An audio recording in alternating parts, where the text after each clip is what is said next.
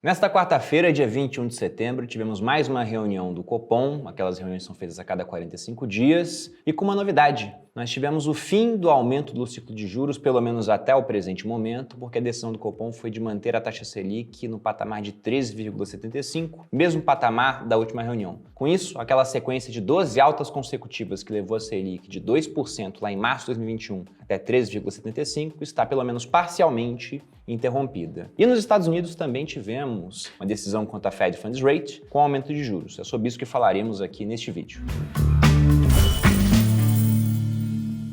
E antes de entrar no assunto do vídeo, eu quero pedir para você que acompanha o Você Mais Rico para deixar o seu like, se inscrever no canal, compartilhar esse vídeo com um amigo que queira saber o que está acontecendo no âmbito das finanças aqui no Brasil e também no exterior. E também quero fazer um convite. Se você olhar a minha camisa, está aparecendo um QR Code nela, porque nós aqui no Grupo Primo iremos lançar, agora no começo de outubro, o nosso fundo de previdência seguindo a metodologia ARCA. E eu vou fazer uma sequência de 4 vídeos aqui no canal. Vão sair na programação normal do canal, segunda e quarta, em torno das 7 horas da noite, mas irei abordar esse assunto previdência. No primeiro vídeo falando sobre a previdência pública, como que ela foi criada, o que era para ser, o que acabou se tornando e por que muito provavelmente você não vai poder contar com a previdência pública, com apenas ela, para se aposentar com qualidade. Depois falarei sobre previdências privadas, como funciona o fundo ARCA. Depois que você olhar o fundo ARCA no terceiro vídeo, a gente vai falar também como escolher uma previdência para o seu caso específico, porque não basta decidir em qual fundo você vai investir, tem que ver se é melhor VGBL, PGBL, tabela progressiva, tabela regressiva, se vai querer resgatar o valor ou prefere algum esquema para receber renda durante um certo período da vida, alguns anos, ou de maneira vitalícia, ou extensível aos herdeiros. E o último vídeo dos 4 vai ser aplicando 1 milhão do meu capital na previdência da ARCA, que vai ser só um primeiro aporte que eu vou fazer dentre vários que eu farei. Inclusive vou ter 2 tipos de previdência, um VGBL e uma PGBL, por pontos específicos que eu irei explicar nessa sequência de vídeos. Então, para quem quiser acompanhar, basta assistir a programação do canal normalmente. E para quem já está decidido a investir na nossa previdência, também tem um link aqui na descrição, que é esse mesmo link do QR Code da camisa, para que você possa entrar numa lista de espera.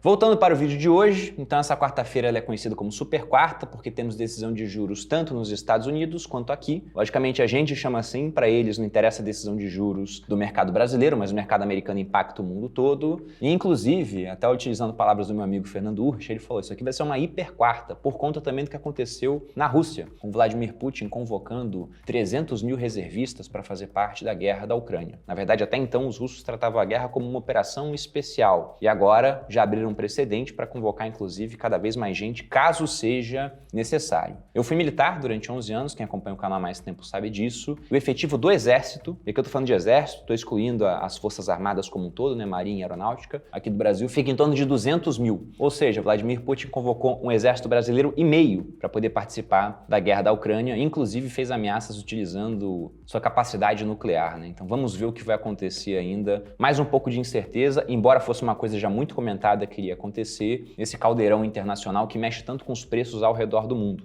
E quando você mexe com os preços, você mexe com inflação, acaba mexendo com os juros também. Agora, sobre essa reunião do Copom, se a gente for olhar o que estava acontecendo antes da reunião, pegando lá as opções de Copom, o que a gente tinha é que a maior parte do mercado esperava uma manutenção e uma pequena parte esperava uma elevação de juros de 0,25. Ou seja, independentemente da decisão que o Copom estava tomando, o que estava ficando claro para o Brasil é que a gente já está num patamar diferente, pensando em ciclo de juros em comparação com outros países. Aqui, fosse qual fosse a decisão, a gente está muito mais próximo do final. Porque não dá para saber se vai ter mais uma elevação, caso alguma coisa aconteça no mundo de muito ruim, mas é difícil que a gente tenha elevações de grande magnitude agora que os juros já estão altos e a inflação está cedendo. Em outras partes do mundo, é o contrário que está acontecendo. Os juros ainda estão baixos, embora já tenham começado a subir. Estados Unidos, por exemplo, já estão subindo juros de maneira inclusive mais rápida do que a Europa, mas a inflação ainda se encontra elevada. Embora, se formos observar o gráfico de inflação dos Estados Unidos, a gente vai ver que ela saiu em junho no patamar de 9,1%, 8,5% em julho e 8,3% em agosto. Então já parece que está dando uma arrefecida. Contudo, se a gente for olhar o núcleo de inflação, que vai excluir alimentos e energia, esse continua em alta. Está no patamar aqui pelo gráfico de 6,3%, ainda preocupante pela direção que está tomando. o que já provoca alteração nas expectativas para os juros lá fora. Então, se pega no começo do ano, o pessoal falava em terminar o ano em 2, alguma coisa, depois 3, depois 4. E aí, se você pega o Ray Dalio falando recentemente, ele vê que o mercado não está pronto, não está precificado para o quanto os juros terão que subir para conter a inflação. Na verdade, se a gente for olhar pelo mundo, principalmente Europa e Estados Unidos, né, os países mais desenvolvidos, que há muito tempo não tinham inflação, o que a gente vê é mais ou menos o conteúdo desta manchete aqui. Bancos centrais estão quase em pânico com inflação em alta, apesar de aumento de juros, mas é um aumento de juros que ele ainda está se iniciando nesses países, inclusive na Suíça, onde o que se espera é um aumento de 75 base points, né, ou seja, 0,75 para a taxa de juros. E a Suíça ficou durante muito tempo com uma taxa de juros negativa. Então o que a gente deve ver é o franco suíço uma moeda forte, tendendo a se valorizar contra outras moedas caso os juros comecem a subir por lá também. Inclusive, se você for olhar o gráfico do franco suíço contra o euro caiu bastante nos últimos tempos, chegou até naquela situação de paridade com o dólar, o que a gente vê é o franco suíço numa máxima em relação ao euro. E isso porque os europeus já começaram a subir os juros e os suíços ainda irão começar esse processo. Então, que a gente deve ver uma apreciação da moeda suíça em comparação ao euro. Mas por que isso está acontecendo? Por que o mundo, em comparação ao Brasil, ainda deve experimentar muito mais elevação de juros e nós já estamos no final? Porque começamos a elevar os juros muito antes dos outros países. Talvez até por compreender melhor a dinâmica inflacionária em comparação a esses outros locais. Então, quando a inflação começou a subir aqui, e vamos lembrar que no ano passado ela fechou em 10%, o Banco Central ele se apressou a começar a subir juros para tentar conter uma inflação que poderia vir a atrapalhar a nossa economia. Pelo seguinte, né, você pensa, nossa, para conter uma inflação, o Banco Central tem que subir juros, mas quando você sobe juros, você freia a economia, você pode provocar uma recessão. Então, por que fazer isso? É porque ter uma inflação alta em prazos maiores é ainda pior do que ter que subir juros para frear a economia e controlar uma inflação num prazo mais curto. Aqui a gente fez isso por entender o fenômeno. Lá fora, como os europeus e americanos não estão acostumados a lidar com isso, eles tinham a cabeça de que a inflação era um fenômeno transitório. Mas aquilo que era transitório, um vídeo que eu já fiz aqui no canal, inclusive, com palavras do Jerome Powell, se tornou menos transitório e até agora permanente, se a gente for pensar em um período de alguns anos que isso possa vir a acontecer, realmente termos preços mais altos. E diante de toda essa conjuntura, cabe destacar que o Brasil ele acaba se tornando, principalmente comparado a países emergentes, mas também a países europeus, no relativo, porque vamos lembrar que o mundo todo piorou por conta da pandemia, mas no relativo ele acaba se destacando como um local melhor para se investir. E eu sei que pode parecer absurdo se você olha apenas dados do Brasil, porque você teve muito gasto no ano de 2020, 2021, tem a questão fiscal, teto de gastos, foram feitos puxadinhos. Mas vamos parar para pensar um pouco no mundo. E primeiro pegando os países mais comparáveis ao Brasil, os BRICS, que é um acrônimo para Brasil, Rússia, Índia, China e África do Sul, né? Em inglês South Africa. Então você pega a primeira Rússia, a gente acabou de falar sobre a deterioração da situação da guerra de Rússia e Ucrânia, o que vai gerar mais gastos na guerra para a Rússia, pode gerar uma intensificação de sanções. Agora que você vai ter mais gente convocada, o governo Putin pode ficar menos popular, então pode gerar uma instabilidade política. E além disso, você não vê mais transações envolvendo o rublo, o dólar, né? O pessoal fala, o rublo voltou a se valorizar contra o dólar. Sim, porque o Banco Central da Rússia controla a oferta e na ótica da demanda, não tem demanda internacional, mas o Putin, primeiro, limitou as trocas que os russos podem fazer, então eles não podem ficar comprando dólar ao seu bel prazer, e segundo, ele obrigou empresas também a comprarem rublos. Então ele controla a oferta e também deu uma controlada na demanda para poder ter uma apreciação artificial da moeda, mas não tem volume. Então a Rússia, dentro do contexto dos BRICS, acaba ficando muito mal. Agora vamos pensar em China, ainda seguem com política de Covid zero, recentemente a gente tem visto problemas bancários, crise imobiliária, inclusive no problema bancário, corrida aos bancos, sem falar que a China é um país com 1,4 bilhão de pessoas, importador de commodities, em um cenário onde a gente vê commodities com preços altos, embora tenham caído recentemente, ainda está em patamares altos comparado aos últimos anos, e também com o dólar se apreciando por conta da subida de juros nos Estados Unidos. Então isso é ruim para um país importador de commodities. E a Índia, com seus mais de 1 bilhão de pessoas, também se enquadra nesse aspecto, acaba sendo afetada. Depois você vai para a África do Sul, onde nós temos também problemas inflacionários, como no mundo inteiro, que costumam gerar instabilidade social, mas a instabilidade social num país extremamente dividido. A gente, com essa temática de eleição, costuma pensar que o Brasil está dividido, Estados Unidos está dividido. Imagine um país que teve uma política de segregação racial, o apartheid, até até o início dos anos 90. Então lá você tem muito mais tensão, é muito mais chance de realmente ter um problema no país, e um problema envolvendo violência. Uma parte do país querendo matar a outra de fato. Então, como investidor internacional, eu olharia para aquilo com desconfiança, né? Prefiro não investir em um barril de pólvora, a não ser que o preço esteja realmente muito baixo. Aí saindo dos BRICS, pegando outros países emergentes, vamos pegar a Argentina, que apesar dos pesares é um país bastante relevante no contexto da América Latina. Lá você tem uma taxa de juros em 75% para conter uma inflação que é mais alta do que isso, sendo que essa inflação ainda tem uma série de itens controlados pelo governo. Se não tivesse controle de preço, provavelmente veríamos itens com preços ainda mais altos. Aí você vai para o Chile, o único país desenvolvido que tinha esse status, pelo menos, dentro da América do Sul. Também estão com inflação de 2 dígitos, na casa dos 13%, e subindo a taxa de juros para tentar conter a inflação. E devem ter que fazer isso por mais tempo, enquanto aqui nós estamos no final desse ciclo. Agora, pensando até em países desenvolvidos, os americanos, eles acabam sendo o porto seguro do mundo em momentos de crise e ainda mais de elevação de juros. O dólar sobe contra outras moedas, com os investidores procurando aquilo que é de mais seguro no mundo, títulos públicos americanos. Então, mesmo com os problemas que eles terão por lá, acabam sendo beneficiados por esse movimento. Nada é tão bom quanto ser dono da máquina de imprimir dinheiro mundial, que é o dólar. E aí, indo para a Europa, você tem essa mesma dinâmica de inflação alta, tão alta quanto os Estados Unidos, juros ainda mais baixos, que terão que aumentar, só que um problema de endividamento em vários países lá maior do que o americano. Os americanos devem 130% do PIB, então muita gente fala que preocupa essa relação dívida-PIB americana, mas eles são donos da máquina de criar dólares e podem fazer isso quando eles quiserem. Na Europa, você tem vários países que compõem a zona do euro, como uma Grécia, uma Itália, uma Espanha, com uma dívida pública bem alta, sendo que a decisão não é só do país na hora de resolver como vão dar conta daquela dívida pública, é de um bloco, onde você tem países mais responsáveis, como é o caso da Alemanha, e menos responsáveis do ponto de vista fiscal. E você coloca nessa conta também, de uma complicada organização política, o fato de que a Europa vai enfrentar uma crise energética, já está enfrentando, com contas de energia subindo por todo o continente, devido à excessiva dependência que eles tinham do gás vindo da Rússia. O que é até um ponto muito interessante, de que adianta a zona do euro subir muito a taxa de juros, se o problema de aumento de preços lá não tem a ver só com o excesso de liquidez que foi gerado durante a pandemia, mas também com uma energia que estará muito mais cara por conta da falta de suprimento vindo da Rússia. Então, até onde a elevação dos juros vai dar conta de uma inflação que também é gerada por esse fator energético e que, por conta disso,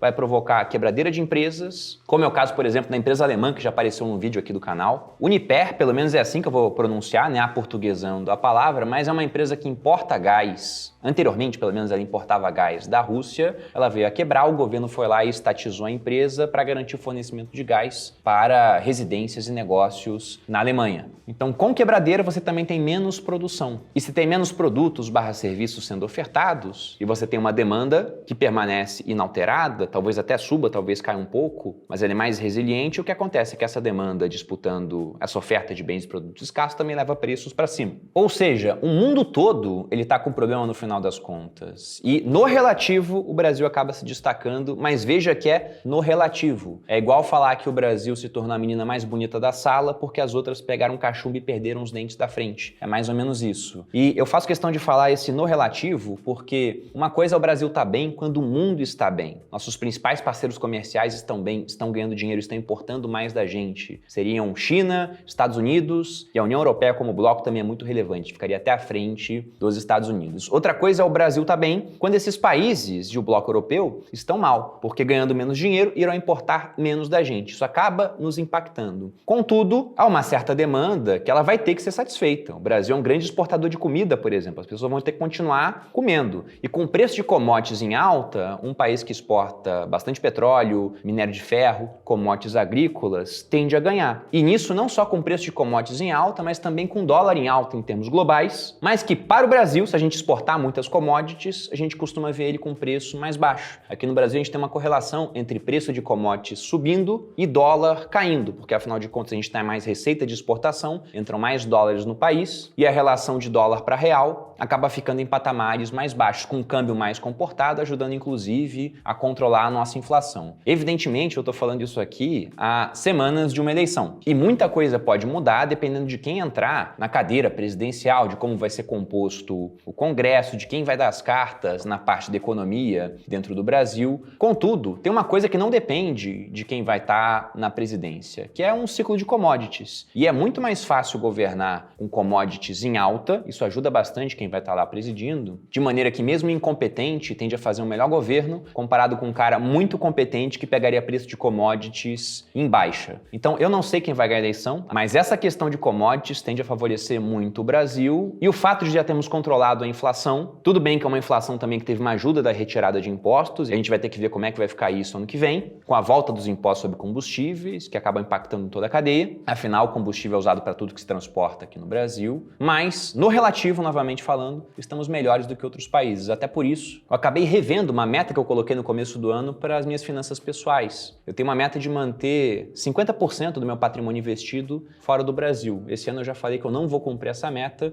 porque eu acho que o Brasil está mais interessante como local para se investir em comparação com outros países. E aí também não é tirar tudo dos meus investimentos internacionais, não é isso, mas dar um pouco mais de foco no Brasil, porque eu acho que, apesar de no relativo estarmos melhor, nosso preço ainda está muito baixo comparado com bolsas internacionais. Como vocês podem ver, inclusive, nessa tabela que eu tirei do Instagram do Fernando Ferreira, analista da XP. Bom, esse era o recado do vídeo, espero que você tenha gostado. Se você gostou, dê seu like, se inscreva aqui no canal, me siga nas redes sociais e acompanhe os vídeos da semana que vem falando sobre previdência privada. Um grande abraço e até a próxima.